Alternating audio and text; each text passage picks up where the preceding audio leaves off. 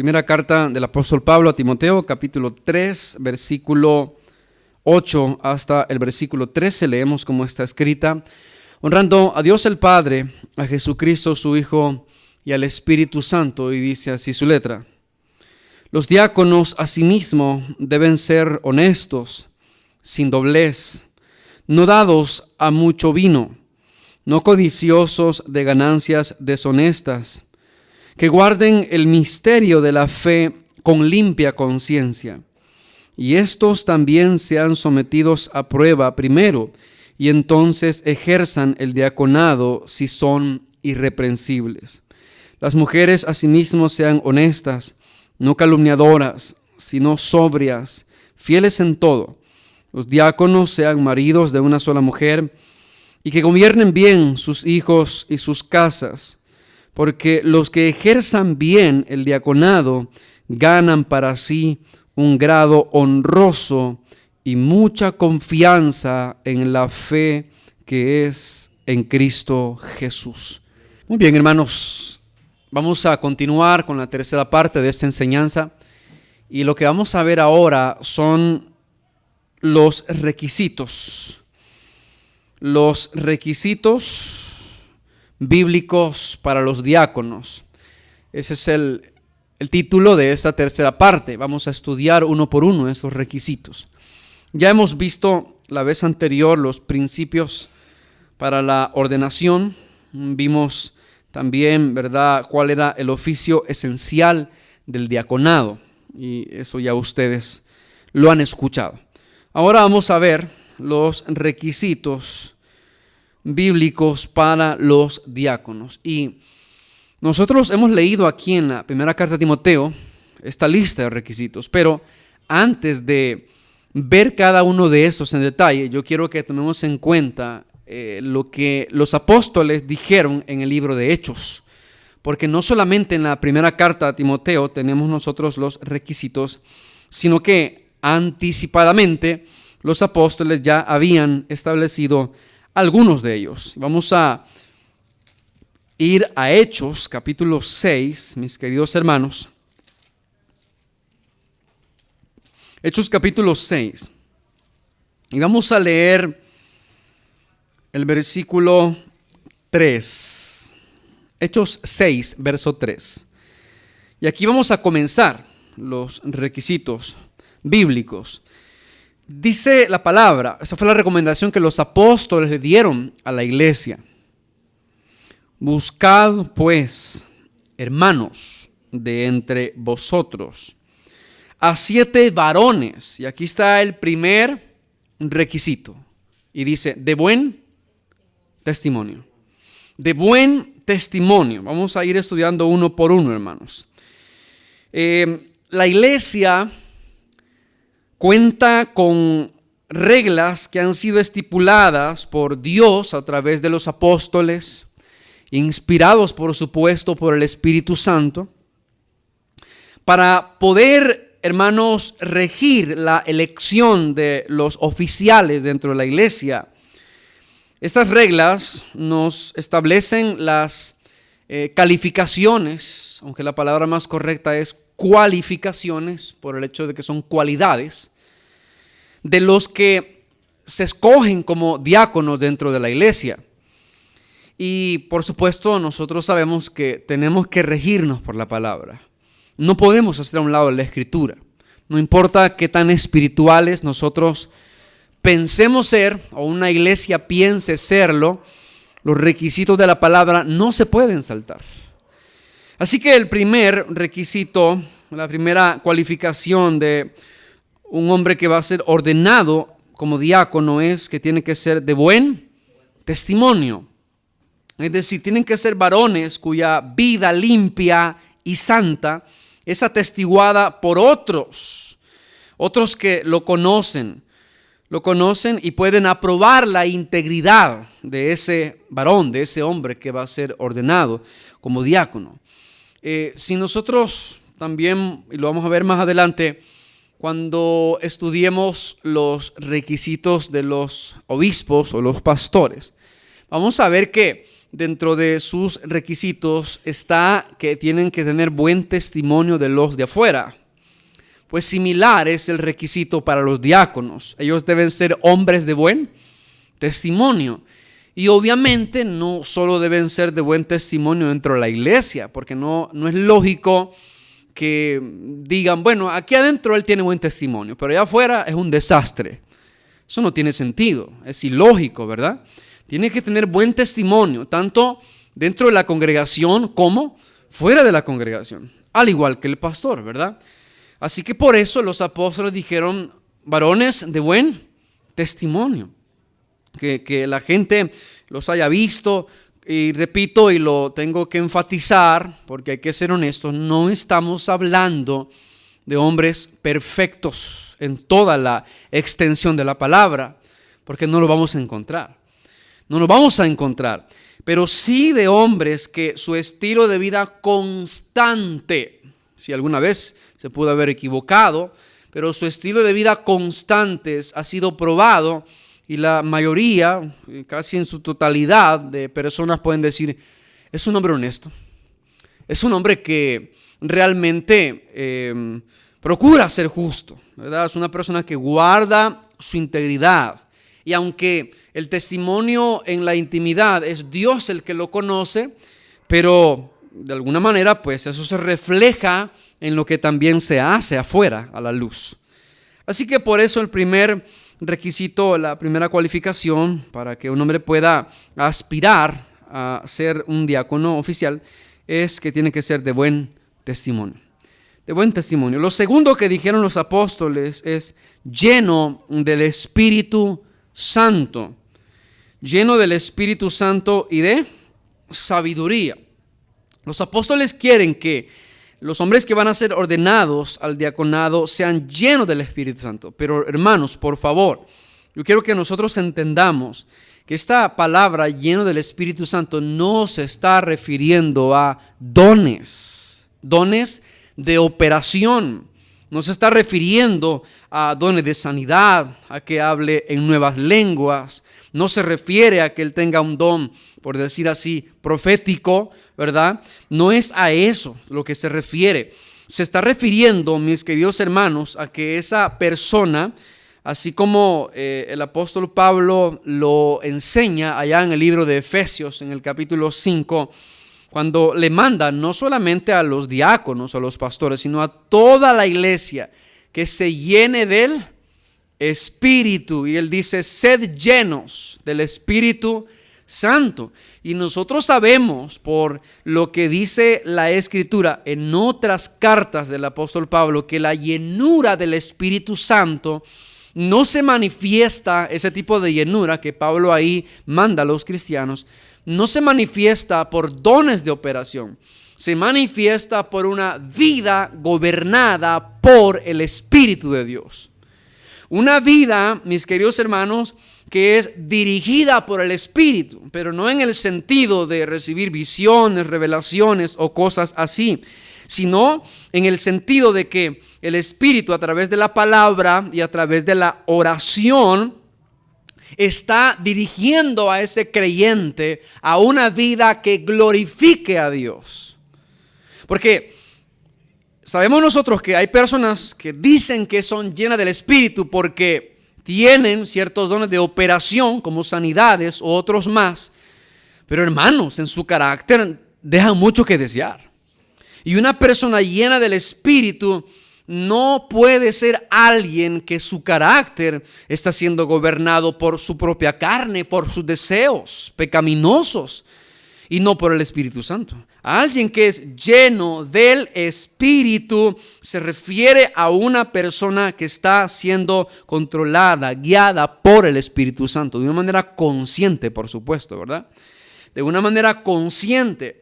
¿Y por qué los diáconos debían ser llenos del Espíritu y además de sabiduría? Y vamos a ver algo similar cuando veamos allá en la primera carta de Timoteo, de que los varones que van a ser elegidos como diáconos, ellos tienen que tener conocimiento bíblico. Deben tener conocimiento bíblico. Así que por eso los apóstoles dijeron, tienen que ser varones de buen testimonio, llenos del Espíritu Santo. Y ustedes saben también que la llenura se manifiesta en el hecho de tener templanza. Templanza se manifiesta mayormente en el fruto del Espíritu. Un cristiano que está lleno del Espíritu es un cristiano que está creciendo en amor, gozo, paz, paciencia, benignidad, bondad, fe, mansedumbre, templanza y otras cualidades que son parte del elemento del fruto del Espíritu. Entonces, por eso debe ser lleno del Espíritu. Por las razones que ya hemos dicho, que como el ministerio esencial o el oficio esencial del diácono es tratar con personas, llevar para las necesidades materiales de los hermanos que están en situaciones complicadas, están enfermos, están en una situación de problemas personales, familiares, problemas espirituales también. Él va a tener contacto y él va a poder orar por esa persona y, si es necesario, aconsejar, darle dirección espiritual. Y si esa persona no está llena del Espíritu, llena de la palabra, llena de Dios, llena del carácter de Cristo, ¿usted cree que lo va a poder aconsejar como debe aconsejarlo? No va a poder, hermanos. No va a poder. Por eso tiene que ser lleno del Espíritu y de sabiduría. O sea, no puede ser cualquier persona. De hecho, ni siquiera puede ser alguien que acaba de empezar en la iglesia. Como dice en los requisitos de los pastores, no un neófito. Y en el caso de los diáconos, aunque no lo dice, pero es algo lógico que se llega a esa misma conclusión, porque alguien que va empezando todavía no está lleno de sabiduría. Está empezando a adquirir esa sabiduría del Señor, ¿verdad? Pero se tiene que exponer a la palabra y a la oración por mucho tiempo para que Dios vaya llenando su vida de conocimiento de la palabra, de sabiduría, para que cuando aconseje bien, ¿verdad? Imagínense que vaya a ir a aconsejar o a visitar a un hermano que está un problema de depresión porque hay problemas en su matrimonio y su esposa ya no lo quiere o no lo atiende bien, y va el diácono, hermano, ¿qué le pasa, verdad?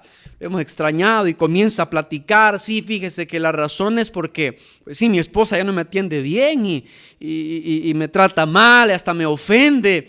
Si él no es lleno del Espíritu, lleno de sabiduría, ¿qué le podría decir? No, ¿y para qué se complica? Deje a esa mujer, búsquese otra, ¿verdad? Allá en la iglesia o puede haber algo otra que usted se puede buscar, ya no esté lidiando con ese problema. No puede aconsejar de esa manera. Y aunque da risa, pero a veces pasan esas cosas, hermanos. O sea, no hay sabiduría para poder aconsejar, para poder guiar a esa persona. Por eso debe ser lleno del Espíritu Santo y de sabiduría. Lleno del Espíritu Santo y de sabiduría. Y ¿por qué tiene que tener sabiduría también? Bueno, otra de las razones por las que debe tener sabiduría es porque ellos van a tener que discernir en cuanto a la función de cuidar a los necesitados. Dicho de otra manera, ellos van a tener que sopesar cómo ayudar a las personas, cómo tratar con ellos, y también de distribuir de manera sabia esa ayuda económica que se le van a dar a los necesitados. O sea, no va a repartir a diestra y a siniestra como él se le antoje, como él quiera. Por eso tienen que tener sabiduría, tienen que tener discernimiento. Y eso nosotros lo encontramos, fíjense, en la primera carta a Timoteo, capítulo 5, cuando Pablo le da instrucciones a Timoteo acerca de las viudas que la iglesia debe sostener. 1 Timoteo 5:3. Honra a las viudas que en verdad lo son. Pero vamos hasta el 11 al 13. Dice, pero viudas más jóvenes no admitas, porque cuando impulsadas por sus deseos se rebelan contra Cristo, ¿quieren qué? Casarse, incurriendo así en condenación por haber quebrantado su primera fe. Y también aprenden a ser ociosas, andando de casa en casa, y no solamente ociosas, sino también chismosas y entremetidas, hablando lo que no debieran. Entonces vea cómo el apóstol instruye a Timoteo y le dice: si tú vas a tener en la iglesia una lista de mujeres viudas a la que la iglesia va a ayudar, va a sostener, tienen que tener ciertas cualidades. Y si usted lee del versículo 3 en adelante, se dará cuenta que hay ciertas cualidades que deben cumplir.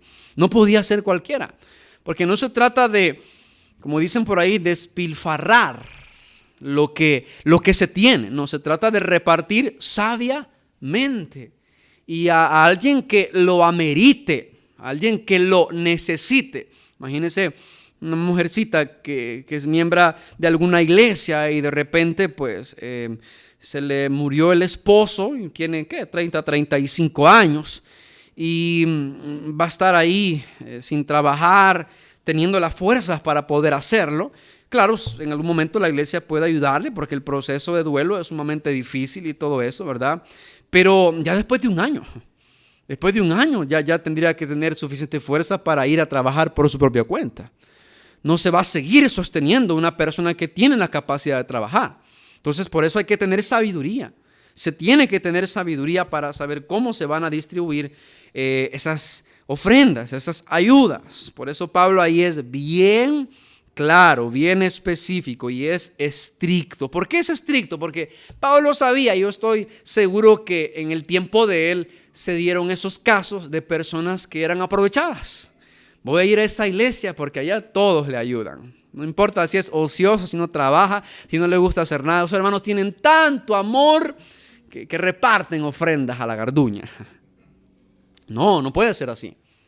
No puede ser así, porque lo que se da para la iglesia se da para un buen uso. Y ninguno de nosotros, estoy seguro, ninguno de nosotros quisiera dar sus ofrendas para que se repartan a diestra y a siniestra como se quiera, ¿verdad que no? Se da para que haya una buena administración de las ofrendas. Por eso es que los diáconos deben ser sabios, deben ser llenos del Espíritu y de sabiduría. Así que esos son los primeros 3 requisitos que nosotros encontramos. Estos términos generales cubren algunas de las características que ampliamente Pablo nos va a decir allá en la primera carta de Timoteo, capítulo 3, del versículo 8 hasta el versículo 13. Vamos a ir allá para continuar con la lista de los requisitos, porque lo vamos a estudiar uno por uno. Primera carta a Timoteo, capítulo 3. Y leemos el versículo 8 y vamos haciendo pausas en cada uno de los requisitos. Dice el versículo 8: los diáconos asimismo deben ser honestos. Muy bien, hagamos una pausa ahí. Quiero primero que veamos que en la primera frase o las primeras palabras del versículo 8, Pablo utiliza esta frase: los diáconos asimismo. ¿Por qué dice los diáconos asimismo? Porque él ha venido hablando de los requisitos de los pastores, de los ancianos, de los obispos. Él comenzó allá en este mismo capítulo 3, pero en el versículo 1, diciendo: si alguno anhela obispado, buena obra desea. Pero es necesario. Anhelarlo está bien, pero no es solo por anhelar ese oficio que se le va a entregar, sino que es necesario. Y algunos estudiosos dicen que esa palabra necesario es la misma que Cristo usó cuando le dijo a Nicodemo: te es necesario nacer de nuevo. Así que si para entrar al reino de los cielos es necesario nacer de nuevo, para que un pastor pueda ejercer ese ministerio oficial, también le es necesario cumplir esos requisitos. No puede ser solamente así. Entonces, conectando eso con lo que Pablo ahora comienza a hablar acerca de los diáconos, dice: los diáconos así mismo, es decir, igual que los pastores deben de cumplir requisitos, los diáconos asimismo también deben ser, ¿qué? En primer lugar, honestos. Y esa palabra honestos, al poder estudiar un poquito la palabra griega, lo que significa es digno de respeto. Digno de respeto. y es alguien que inspira el respeto de los demás. Se gana el respeto, se ha ganado el respeto de los demás. Y ustedes saben que el respeto no se gana siendo, por ejemplo, en el hogar. Si los padres quieren que sus hijos los respeten, y aunque es un deber de los hijos, pero la manera en que ellos se van a dar más a respetar es haciendo lo mejor que puedan, ¿verdad? Siendo disciplinados, siendo ejemplos de justicia, de honradez y de todo lo demás. Pero a veces algunos, tanto en el hogar o a veces quizás en el trabajo, en la universidad o en algún otro lugar, quieren imponer respeto a la fuerza, ¿verdad? Algunos quieren imponer respeto con el garbo, ¿sí o no? Si aquí me respetan y punto, porque yo aquí soy el rey. No, no es así como se gana el respeto. El respeto se gana siendo ejemplo. Siendo ejemplo. Así se gana el respeto. A veces nosotros nos quejamos de que es que no me respetan a mí. Pregunto, ¿usted se ha ganado el respeto? ¿Usted ha sido una persona con un carácter que de verdad ha hecho con su carácter? Porque después nos quejamos y lloramos porque no me respetan, pero nos hemos dado a respetar. Hemos respetado nosotros a los demás. Porque si no damos respeto, no esperemos respeto. Entonces el respeto, hermanos, se gana, no se impone, el respeto se gana. Por lo tanto, es importante que entendamos esto. Claro, la palabra que se traduce ahí del griego lo traduce como honesto. Y alguien puede pensar, bueno, tiene que ser alguien de que sea honrado. Sí, pero la honradez no solamente se refiere a la forma de administrar con justicia y con integridad, por en este caso el dinero, las ofrendas que se le dan a un diácono para que lo lleve a un necesitado de la iglesia. No se refiere solamente a eso. Eso es obvio, que tiene que ser honrado, ¿verdad? Tiene que ser honrado, no va a ser un Judas. Tiene que ser honrado. No va a ser como un publicano, hermanos, ¿verdad? Que una parte para Roma y otra parte para la bolsa de él. No es así, debe ser honrado, pero la honestidad, según la palabra griega, aquí se refiere a una persona que es digno de respeto. Igual como lo es en el caso de los pastores, ¿verdad? Es un hombre serio, es un hombre que se da a respetar y que se gana el respeto también de los demás. Así también tiene que ser el diácono, tiene que ser una persona respetable. Y tiene que haber dado ejemplo de eso. El segundo requisito que vemos aquí dice sin doblez. Sin doblez. ¿Y qué significa eso? Bueno, aquí hay una palabra griega que se pronuncia dilogos. Dilogos. Y esta palabra está compuesta por dos palabras, hermanos. La palabra di básicamente significa dos. Y la palabra logos significa palabra, así. Palabra. Entonces, lo que Pablo está diciendo, porque si alguien quiere estudiar esa frase, ese requisito sin doblez en un diccionario griego, va a ver lo que dice es alguien que cuenta doble historia. Así aparece en el diccionario, alguien que cuenta doble historia. Y en palabras salvadoreñas, ¿qué significa esto? Que el diácono no puede ser una persona que dijo algo ahora y mañana dijo otra cosa. Debe ser una persona de una sola palabra. Por eso dice sin doblez. No de doble palabra, sino de una sola palabra. Es decir, es una persona que, por ejemplo, si va a visitar a un hermano y él ve la situación y platica con esa persona y le cuenta algo y de repente después le va a dar cuentas al pastor. El pastor le pregunta, ¿verdad?, qué es lo que ha pasado. Él no va a decir una cosa diferente.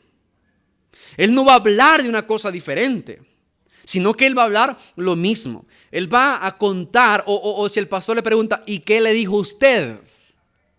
¿Qué le aconsejó usted? Si esa persona es honesta, él va a decir lo mismo que le aconsejó. Pero si por conveniencia, porque quizás le dijo algo que no era bíblico, algo deshonesto, él dice, pues fíjese que yo le dije esto y otro, y no es lo que le dijo, es una persona que tiene doble palabra.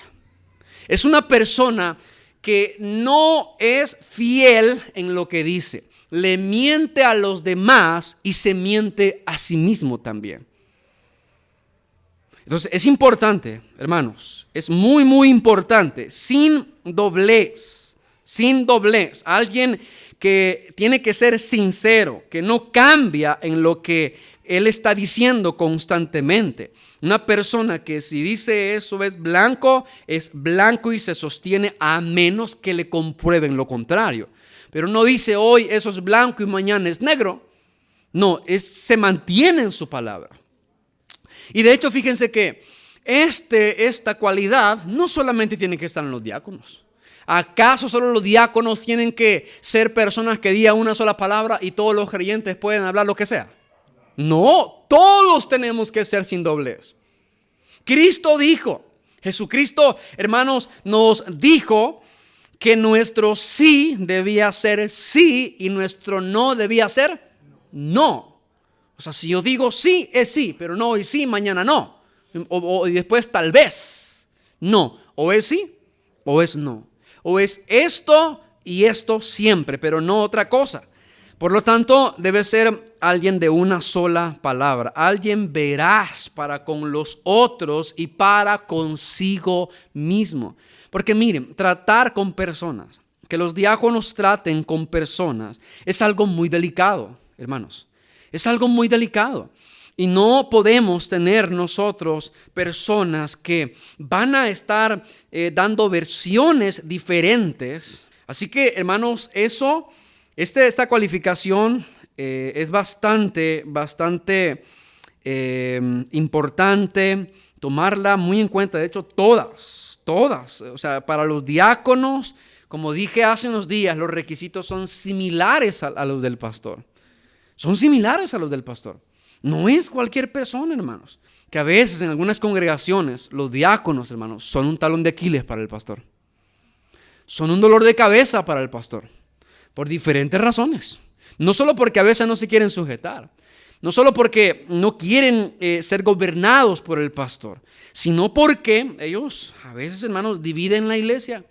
¿Y por qué la dividen? Porque están en contacto con el pueblo. Están en contacto con los miembros y de repente, si no les parece algo de la iglesia, allá van, ¿verdad?, a visitar y a hablar mal del pastor, van a ponerlo en contra y comienzan a armar un complot, ¿verdad? Y de repente el pueblo se rebela, el pastor, ¿y qué pasa? Si estamos predicando fielmente la palabra, si nos estamos guardando para el Señor, estamos siendo ejemplos. ¿Y por qué la iglesia está rebelando? Porque hubo un hombre deshonesto dentro de la iglesia, que no estaba de acuerdo con la visión bíblica de la iglesia y que comenzó, hermanos, así como Absalón, comenzó a conquistar el corazón de eso fue en el caso de los valientes, ¿verdad?, de David.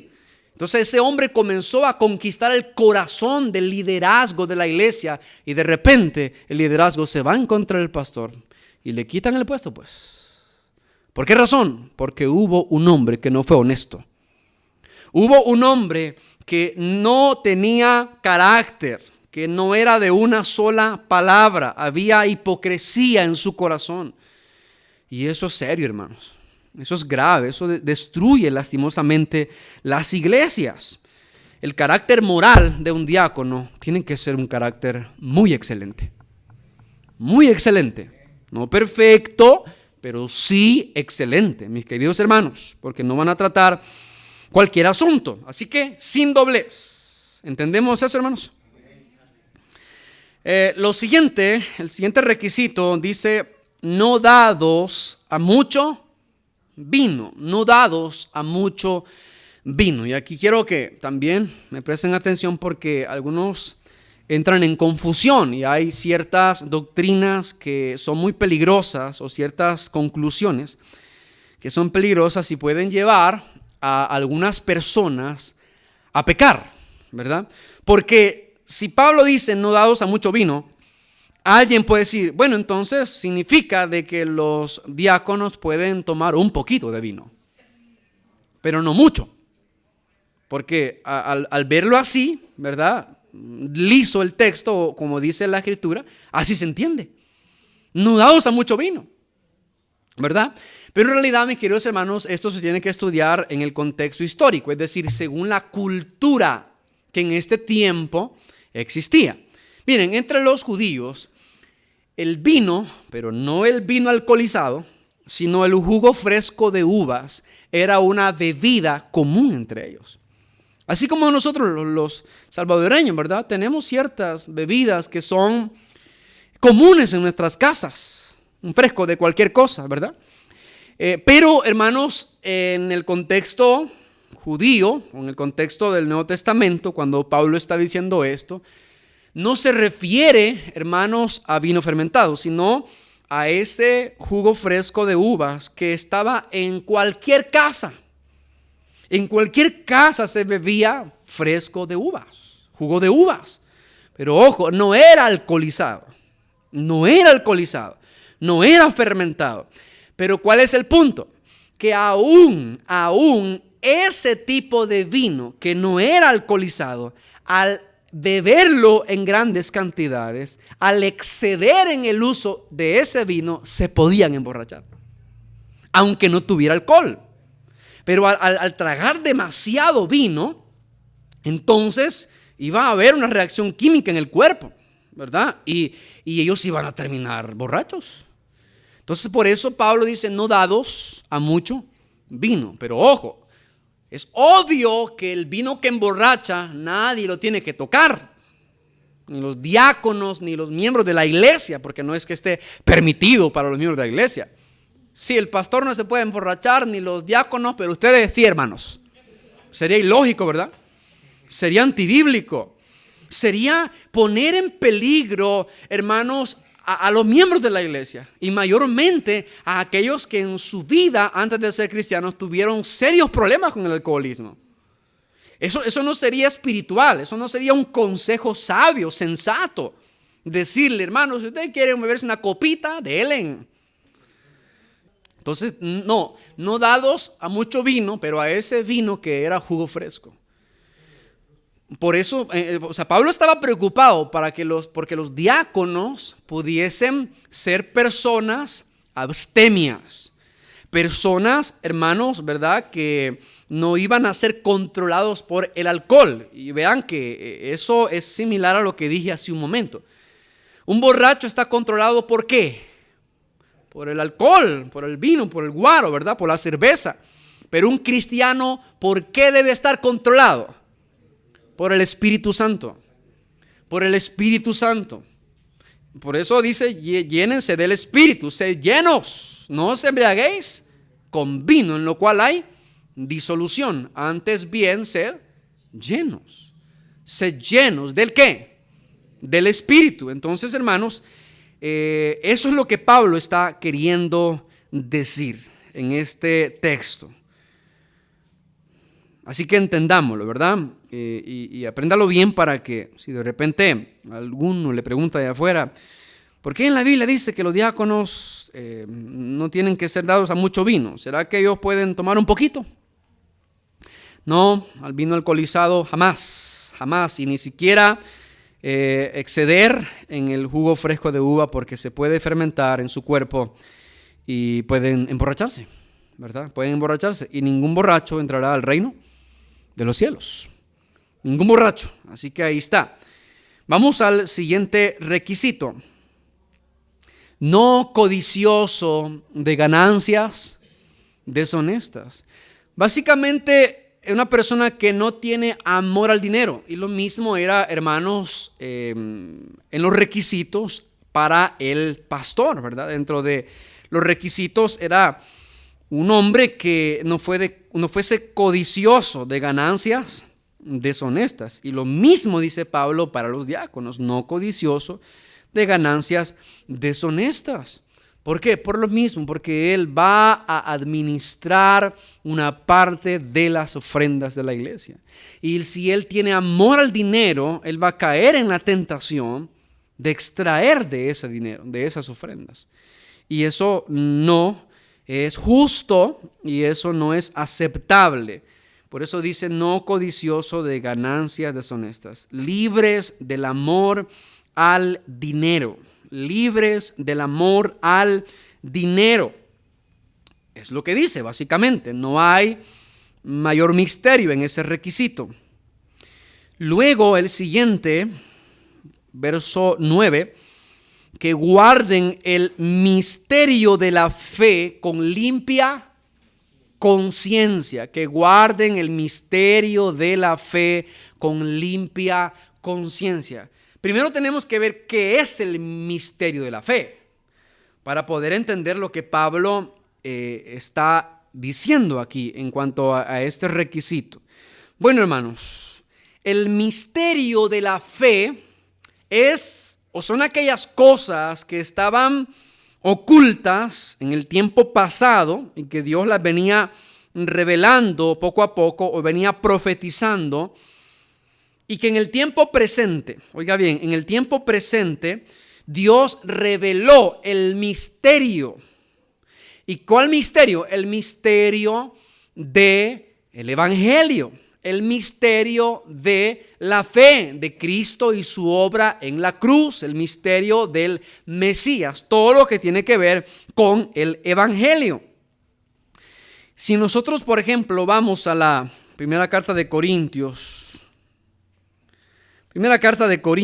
capítulo 2,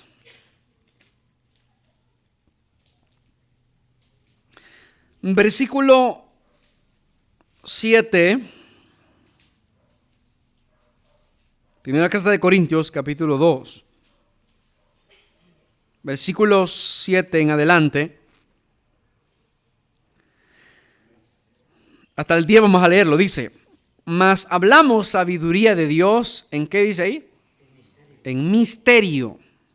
La sabiduría oculta, pero oculta en tiempo pasado, la cual Dios predestinó antes de los siglos para nuestra gloria. Él predestinó esa sabiduría oculta, la que ninguno de los príncipes de este siglo conoció, porque si la hubieran conocido, nunca habrían crucificado al Señor de gloria.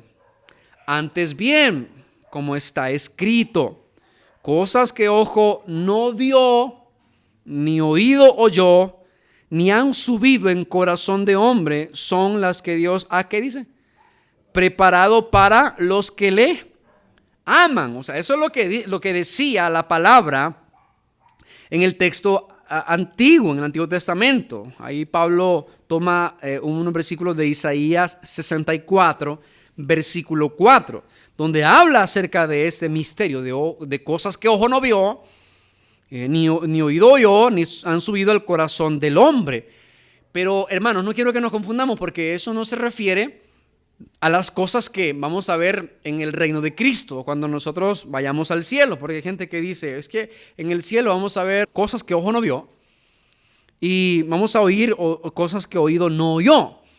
El contexto no está hablando del cielo, está hablando de cosas que no se nos habían ocurrido a nosotros, no habían venido a la mente ni al corazón ni de los antiguos, aunque recibían la revelación del Señor inspirada por el Espíritu Santo, pero no se les había ocurrido tan grande evangelio, tan glorioso evangelio que iba a ser revelado en este tiempo. Por eso Pablo dice esa sabiduría oculta, que estuvo oculta en el tiempo pasado, pero ya no está oculta. ¿Por qué ya no está oculta? Porque en el versículo 10 dice, pero Dios nos las reveló a nosotros. Esas cosas ocultas que ojo no vio ni oído oyó, Dios nos las reveló a nosotros por el Espíritu, porque el Espíritu todo lo escudriña, aún lo profundo de Dios. Esto no se refiere tampoco al don de profecía específicamente, aunque claro que cuando alguien habla de parte de Dios, como aquellos profetas que tenían el oficio, claro que era Dios el que les revelaba, el que les hablaba, ¿verdad? El que les daba el mensaje o descubría los secretos. Pero este texto no está hablando del don de profecía, sino que está hablando de ese misterio del Mesías, que los profetas habían hablado de él, tiempos antiguos como Isaías, 700 años, y que después de 700 años nace el Mesías y comienza a cumplirse todas las profecías que se habían hablado acerca de él. Y Cristo viene, hace la obra que el Padre le mandó, es crucificado y por esa crucifixión él redime a los que creyeron en él. El evangelio. Así que, hermanos, lo que Pablo quiere decir de que los diáconos deben de guardar ese misterio con limpia conciencia. Ellos deben resguardarlo, deben protegerlo. Y básicamente se refiere a la fe que nosotros predicamos. Dicho de una manera más sencilla, se refiere, mis queridos hermanos, a todo aquello que comprende las doctrinas y las verdades contenidas en el evangelio. Es lo que el diácono debe guardar, debe proteger. Esas doctrinas, esas enseñanzas que comprenden las verdades contenidas en el evangelio.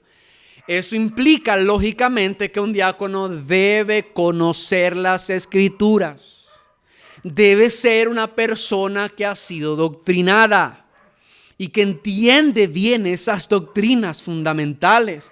Porque si va a aconsejar, ¿en base a qué va a aconsejar? ¿A psicología?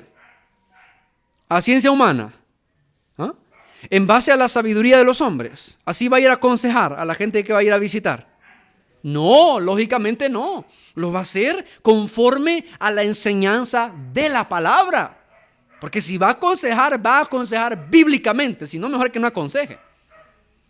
Porque entonces arruinamos más las cosas. Y de hecho estamos viviendo en un mundo que hasta la iglesia toma decisiones basadas en la sabiduría humana. Y que un diácono llegue a meter más sabiduría humana. No, hombre, hermano. Se arruinan más las cosas, ¿verdad? Entonces, por eso Pablo lo que está diciendo es que debe ser un hombre que conoce bien el misterio del evangelio. Debe tener un conocimiento amplio de esas doctrinas. Por eso es que más adelante en el versículo 16 de la primera carta a Timoteo, capítulo 3, primera carta a Timoteo, capítulo 3, versículo 16, Pablo habla de ese misterio de la piedad. Y él dice, 1 Timoteo 3, 16, e indiscutiblemente grande es el misterio de la piedad, dice él. Y vea que comprende el misterio de la piedad. Dios fue manifestado en carne. Miren esa frase, hermanos. Hay una enseñanza tan profunda, y de hecho estas 6 frases que menciona Pablo aquí, es el evangelio resumido. Es el evangelio, es ese misterio resumido en 6 frases, dentro de las cuales contiene todo el evangelio, toda la escritura, desde Génesis hasta Apocalipsis. Entonces dice, indiscutiblemente grande es el misterio de la piedad. Dios fue manifestado en carne. Un diácono tiene que saber lo que eso significa. Justificado en el Espíritu. El diácono tiene que saber qué significa que Cristo fue justificado en el Espíritu. Visto de los ángeles, su ascensión. Predicado a los gentiles. Creído en el mundo. Recibido arriba en gloria. Hermanos, este es un resumen de la obra de Cristo, hermanos. Y un diácono debe conocer eso. Y no solamente los diáconos, todos tenemos que saberlo. Todos tenemos que estar conscientes de la fe que predicamos. No es posible que en su trabajo le pregunten, ¿y cuál es su fe? ¿En qué cree usted? Pues mire que no estoy seguro, ¿verdad? Ni entiendo lo que me está preguntando. ¿Cuál es su credo? Así le pueden preguntar. ¿Cuál es su confesión de fe? ¿Qué le están diciendo? ¿En qué doctrinas usted cree? Eso es lo que están preguntando. Y usted tiene que entenderlo y decir, bueno, yo creo en esta, todas las doctrinas fundamentales. Todos tenemos que saber eso. Pero los diáconos más, con mayor razón. Porque ¿qué pasa si a la hora de ir a visitar a un enfermo, ese hermano tiene una duda en su corazón? Imagínense que le preguntara, hermano, yo no sé si estoy salvo. Yo tampoco. O sea, lo que quiere saber es cómo estar seguro de su salvación. No, hermanos. O sea, si un hermano está en una situación, imagínense que está en el hecho de muerte ya antes de partir y tiene problemas con su fe, no está seguro para dónde va. ¿Qué labor tendría que hacer el diácono ahí? Exponer el evangelio. Hermanita, hermanito, recuerde que no es por obras, es por fe. El único hombre perfecto en la tierra fue Cristo Jesús. Pero eso sí, precaución. Vamos a examinarnos a la luz de la palabra. Porque yo le estoy diciendo que la salvación no es por obras, pero puede ser que esa persona, en algunos casos, porque se dan esos casos, no sea verdadera creyente o verdadero creyente. ¿Cómo lo sabemos? Porque al examinar a la luz de la palabra su estilo de vida, no ha vivido conforme a la palabra. Y aunque yo le diga que no es por obras, si me quedo ahí y no la examino a la luz de la palabra, ella se puede ir con una falsa confianza. Y esa pudo haber sido una oportunidad para que ese hombre le predicara el evangelio, para que la hiciera entrar en conciencia, para que se examinara en esos últimos días de su vida. Y hermanos, y si Dios en su misericordia quizá le pudiera conceder arrepentimiento ahí en el hecho de muerte. Pero no sé, vamos a orar. No, tiene que ser un hombre que guarde, que proteja y que conozca el misterio de la fe. Pero ahí dice Pablo otra frase: con limpia conciencia. Con limpia conciencia. ¿Y qué significa eso? De que además de conocer el misterio de la piedad, además de conocer las doctrinas, es un hombre que se está esforzando en vivir de acuerdo a esas doctrinas. Es un hombre que su carácter se está conformando a esas enseñanzas. Si él ha aprendido acerca de la justicia de Dios, él va a procurar ser justo. Porque qué irónico es, y esto puede pasar, de que alguien pida un consejo y en vez de llevarlo a ser más justo, el diácono le diga otra cosa. O no solamente eso, sino que también ese diácono le diga a esa persona: no, es que usted tiene que ser más honesta. Pero en su interior, él sabe que no está siendo honesto en su vida personal. Eso es hipocresía, ¿verdad? Y eso puede pasar. O sea, no vamos a aconsejar cuando nosotros sabemos que tenemos grandes problemas con algunos aspectos en los cuales estamos aconsejando. Por eso dice con limpia conciencia, es decir, su conciencia no lo está acusando a la hora en que él está aconsejando a una persona, a la hora en que él está dando esa dirección. Y repito, no significa que sea una persona perfecta, que nunca ha tenido luchas, nunca tendrá luchas con el pecado, porque todos tenemos luchas con el pecado. Pero cuando alguien se está entregando a la práctica de un pecado y de repente va a visitar a un joven que tiene problemas con la pornografía y comienza a aconsejarlo: mira, no hagas eso, ¿por qué estoy aquí? Y él está viviendo igual, en secreto, nadie lo sabe, pero en secreto él está viviendo ese estilo de vida. No está guardando el misterio de la piedad con limpia conciencia. Entonces, hermanos, también se tiene que tomar en cuenta esto. Así que tiene que ser un hombre que no está siendo acusado de desobedecer la enseñanza de Cristo. Su conciencia está limpia. Son hombres que no ignoran las escrituras, ¿verdad? No ignoran la palabra de Dios. La saben. No estoy diciendo que tiene que ser un maestro en teología. No me refiero a eso. Me refiero a alguien que sepa explicar con palabras sencillas lo que es el evangelio, lo que son las doctrinas de la palabra. Así que eso significa que guarde el misterio de la fe con limpia conciencia. Luego dice: maridos de una sola mujer. Maridos de una sola mujer. Y pues obviamente no se refiere al hecho de que en el momento que está ejerciendo el diaconado solamente debe tener una mujer y no dos, porque es obvio que ni cuando sea diácono ni aunque no sea diácono no puede tener doble mujer. O sea, no puede ser bígamo, no puede ser alguien que tiene dos mujeres a la vez. Pero no solamente a eso se refiere, eso es lógico. Eso es lógico. Ni siquiera un cristiano, no solo los diáconos, no solo los pastores, ni siquiera los cristianos deben pensar ni intentar tener una relación en bigamia con dos mujeres a la vez. Ni siquiera un cristiano, porque eso es adulterio. Eso es pecado, hermanos. Pero cuando Pablo dice marido de una sola mujer, en primer lugar es un hombre que es fiel a su esposa. Pero no solo eso, porque eso es obvio, sino que también está dedicado a ella. Está dedicado a ella. ¿En qué sentido, mis queridos hermanos? Significa que en lo relacionado a su matrimonio, él no puede ser cuestionado, porque él vive para su esposa. Claro, en primer lugar vive para Dios, ¿verdad? En primer lugar vive para Dios, pero en segundo lugar este hombre vive para su esposa. Él la honra, él la respeta, él la trata bien y todos son testigos de eso. Incluso su misma esposa puede dar testimonio de que eso es así. Miren, hay algo importante. En el proceso de los candidatos de los diáconos se habla con las esposas. Se habla con las esposas para que ellas den testimonio del carácter de ese hombre. ¿Por qué razón, hermanos? Porque nosotros, y esto también pasa en los pastores, y nosotros podemos conocerlo aquí, en la iglesia. Pero ¿cómo trata ese hombre a su esposa en su casa? ¿La honra?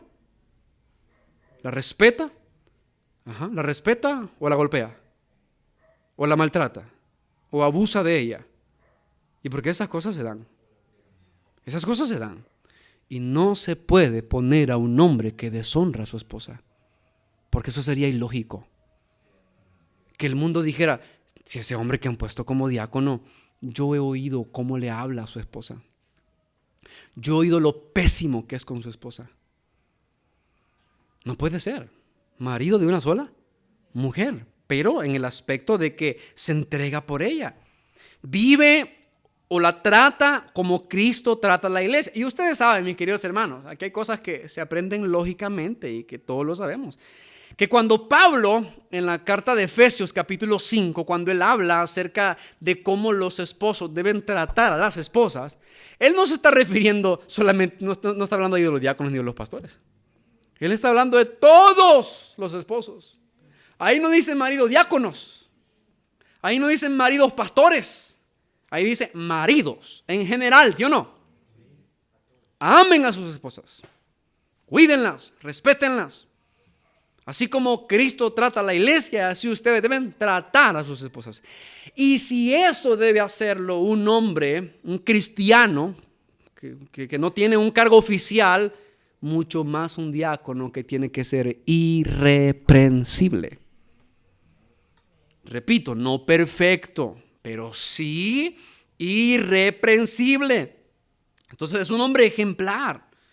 Es un hombre ejemplar, hermanos. Porque igual, imagínense que va a ir a aconsejar a un hombre que tiene problemas matrimoniales y le va a ir a decir, es que no le hable mal a su esposa, trátela bien como una princesa, y él es un ogro con su esposa en la casa.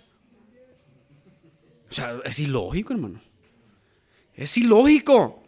Entonces el hombre tiene que estar dedicándose y tratarla bien, no solamente en público, porque todos podríamos caer en esa hipocresía, hombres, varones, hermanos. Todos podríamos caer en esa hipocresía. Que aquí delante de los hermanos, mi princesa, mi reina, y que la toma de la mano y casi la chinea, ¿verdad? Para subir al transporte y bien amable, porque quieren que todos sepan que para él es una reina. Pues así como es una reina en público, para él tiene que ser en privado también. Así tiene que ser en privado también. Porque Dios lo está viendo, hermanos. Dios lo está viendo. Entonces, marido de una sola mujer. Y luego dice también la palabra. Vaya, aquí voy a hacer algo, hermanos. Este versículo 11 yo lo voy a explicar al final. Porque esta palabra o este versículo tiene bastante confusión y conflicto. Y hay que tratarlo separadamente. Porque algunos piensan de que el diaconado lo puede ejercer oficialmente una mujer. Y no es por machismo, pero no, bíblicamente no lo puede ejercer una mujer. Y yo se los voy a explicar en la próxima vez. Espero que vengan, ¿verdad? Espero que vengan. Sí, hermanos. Y ustedes se darán cuenta por qué. Se darán cuenta por qué. Entonces, pero vamos a irnos al versículo 12, porque me adelanté del 10 al 12. Los diáconos sean maridos de una sola mujer. Y dice, y que gobiernen bien sus hijos y sus casas. Que gobiernen bien sus hijos y sus casas. Esto indica, mis queridos hermanos, que ellos deben ser competentes, al igual que los pastores, en gobernar bien su casa. Y esa parte de gobernar no solo se refiere al aspecto de aplicar disciplina, porque para eso algunos pueden ser bien crudos en su casa, ¿verdad? Y cuando se les pregunta, ¿y usted gobierna ahí en su casa? Sí, yo tengo a todos bajo sujeción ahí. Solo les enseño el garrote y me hacen caso. No se refiere solo a eso el gobierno de la casa. El gobierno en la casa implica muchas cosas. Implica la educación de sus hijos, incluso enseñarle a su esposa también, que es lo que dice Pablo. Las mujeres, dice, ¿verdad?, en una de sus cartas, aprendan en silencio y si quieren saber algo, pregúntenle a sus esposos en su casa. Porque en el culto público una mujer no puede enseñar a los hombres, no puede ejercer autoridad sobre los hombres. Puede enseñar en otros contextos, eso lo vamos a explicar más adelante. Pero en la educación debe saber gobernar bien. En la consejería en su hogar debe saber gobernar bien. No es posible que a un hijo de un diácono se lo aconsejen mejor en la calle que el padre dentro de la casa. No puede ser. Él tiene que gobernar bien, aconsejando bien a su hijo, bíblicamente, disciplinando. Y en la administración de las finanzas, ese hombre tiene que ser un buen administrador. Sí, tiene que ser alguien que tiene esa sabiduría, por eso gobierna, por eso es la cabeza. Como siempre le he dicho, el hombre no es la cabeza solo porque manda más. Es la cabeza porque sobre él recae una responsabilidad tremenda. Y el día que esté delante del tribunal de Cristo, los matrimonios, los hombres darán cuenta primero de sus hogares. Por eso tienen que gobernar bien. Tienen que gobernar bien sus casas, dice aquí, ¿verdad?, el apóstol. Que gobiernen bien sus hijos y sus casas. Y aquí quiero, hermanos, decir algo porque esto también es un poco complicado y delicado. Y hay que tratarlo con mucha cautela. ¿Por qué razón? Porque se dan los casos, y ahora se ve mucho más, que aunque los padres sean pastores o diáconos, sean piadosos, ejemplares, buenos gobernadores de su casa, disciplinados y ejemplos en todo, sus hijos se descarrían. Y la iglesia a veces es inmadura en el sentido de decir, está descalificado porque su hijo anda en el mundo. Si él es una persona que ya tiene conciencia, si es una persona que ya se vale por sí mismo, por decir así, que ya está fuera de la casa, el pastor o el diácono cumplió su responsabilidad de ser ejemplar. Y la iglesia no puede descalificar a un pastor o un diácono por eso, solamente. Hay que tener cuidado, hermanos. Hay que tener cuidado. Y es una lucha. Y si a mí me preguntan, yo me he dado cuenta lo difícil que es para los pastores. Lo difícil que es tratar con sus hijos. En sus casas, gobernar bien sus casas. Porque ellos están haciendo lo mejor, pero los hijos son pecadores. O sea, todos los hijos de cualquiera son pecadores. Hasta los del pastor también son pecadores. Y así como se revelan los hijos en el mundo, también se revelan los hijos en el cristianismo. Y la iglesia tiene que ser paciente, tiene que ser madura, no tolerante, por supuesto, en extremo, pero sí tiene que ser muy cautelosa, ¿verdad? Pero eso sí, el diácono, al igual que el pastor, debe gobernar bien sus hijos y sus casas. Debe gobernar bien sus hijos y sus casas. Y al final dice Pablo, ¿por qué es que pone tantos requisitos? Y nosotros lo vemos como algo imposible, como algo, aquí la verdad podría decir alguien, está duro. O sea, no es imposible. No es imposible, por eso tenemos que orar, tenemos que clamar para que Dios de esos requisitos, ¿verdad? Para que se pueda, hermanos, encontrar a esos hombres, porque claro que los hay, no perfectos, pero sí hay hombres que pueden cumplir estos requisitos. ¿Y por qué Pablo pone todo esto? Lo dice en el versículo 13, porque los que ejerzan bien el diaconado ganan para sí, ellos ganan para sí un grado honroso y mucha confianza en la fe que es en Cristo Jesús. Es decir, ellos están en una posición, si gobiernan bien, al igual que los pastores, si los pastores gobiernan bien, dice Pablo, ellos sean tenidos por dignos de doble honor, si gobiernan bien. Y si los diáconos ejercen bien el diaconado, ellos ganan para sí mismos un grado honroso, una posición de honra y mucha confianza en la fe que es en Cristo Jesús. Pero no solamente se refiere a la confianza que la iglesia le va a tener a ellos.